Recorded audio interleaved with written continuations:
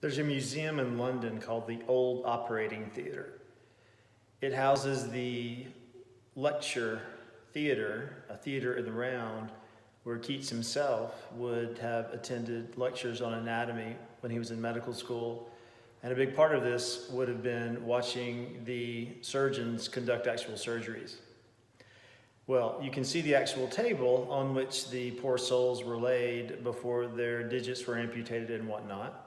But also you can see in this museum, the Old Operating Theater, a stick some 4 feet long, and it's wrapped in leather. And on this stick, you can see teeth marks. And this stick is called a surgeon stick. And what you realize is that these teeth marks have probably been on this stick for over 200 years. What is the surgeon stick?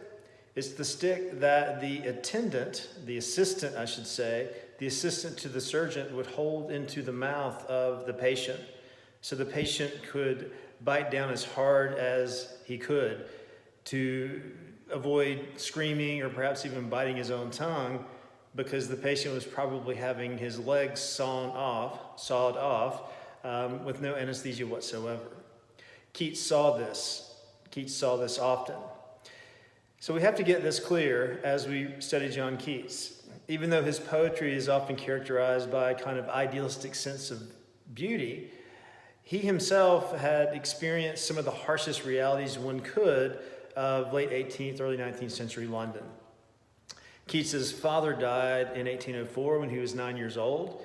His father was a harrier, took care of horses, and ironically enough, he fell off a horse one night and broke his neck. It killed him. 6 years later, Keats's mother died of tuberculosis. When this happened, Keats was now an orphan, along with his 2 other brothers and sisters.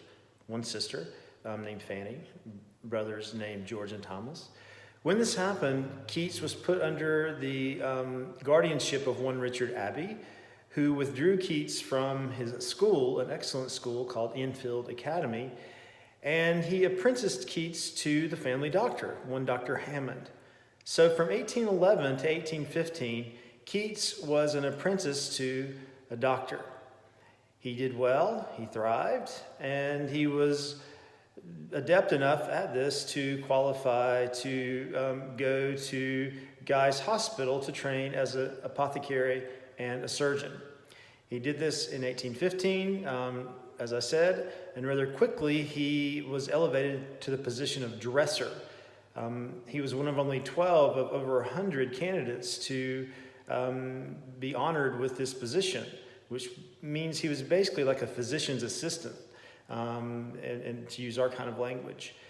And Keats thrived as a dresser, and throughout the year 1816, he did well enough to where he could actually pass his exam and qualify by the end of 1816 as an apothecary, surgeon, and doctor. Now, what would Keats have been trained to do, and what would Keats have seen? As a student at Guy's that's the name of the museum now. As a student at Guy's Hospital, he would have learned to dress wounds. He would have learned to pull teeth. He perhaps would have learned to deliver babies. He would have learned to mix medicines, and he would have attended many of the surgeries, the horrendous surgeries that I referred to earlier. This is a time, again, before anesthesia. It was a time when infection could not be fought very well, so amputation was a rather common remedy for all sorts of ailments. What else? At Guy's Hospital, Keats would have attended lectures all day long, from Monday to Saturday. And these lectures, as I mentioned earlier, would have generally been composed of either a surgeon performing amputations, but also Keats would have watched surgeons perform dissections. And Keats himself would have performed dissections. In some cases, 200-odd students would be dissecting the same body. Where did these bodies come from? Well, they were probably robbed from nearby graves. So Keats grew up among screams and sawed-off limbs and rotting flesh. You can't imagine how awful. I can't imagine either how awful one of these operating theaters would have smelled. The blood, the guts, the gore, we just can't imagine.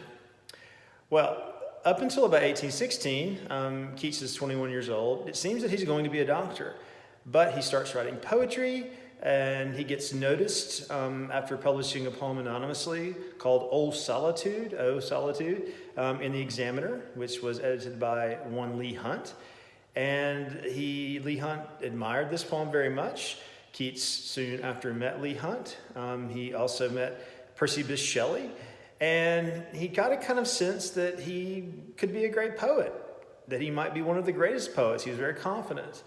And it was also in 1816 that he published what many see as his first major poem on first looking into Chapman's Homer. So what did he do? Even though he had a very clear career path laid out for him, a very well-paying and respectable career path laid out for him, he decided to throw it all away and pursue poetry instead. A huge risk, given that he had a very, very small inheritance. He knew he would probably be poor. His future was totally unknown.